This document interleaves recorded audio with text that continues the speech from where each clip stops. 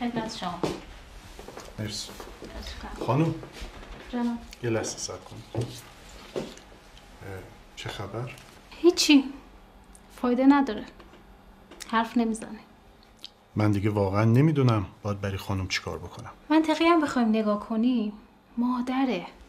نمیاد بچهش رو بذاره پیش برادر شوهرش بره که.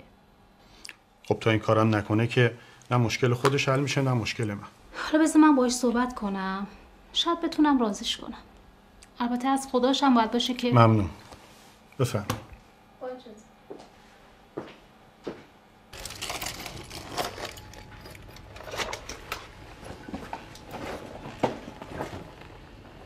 خسته نباشی.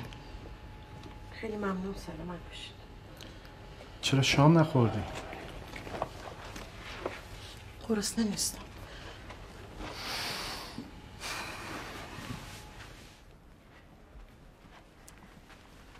به فکر خودت نیستی؟ حداقل به فکر این طفلای معصوم باش. بابت امروز از شما عذرخواهی میکنم. از حقوق من کم کنید. کی از پول حرف زد؟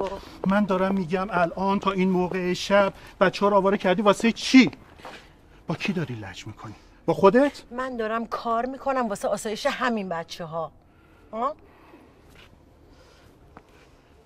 ای بابا. من شام نخوردم.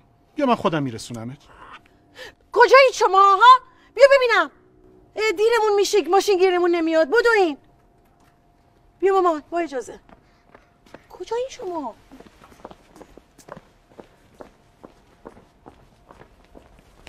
آقا غذا کی گفته بودی؟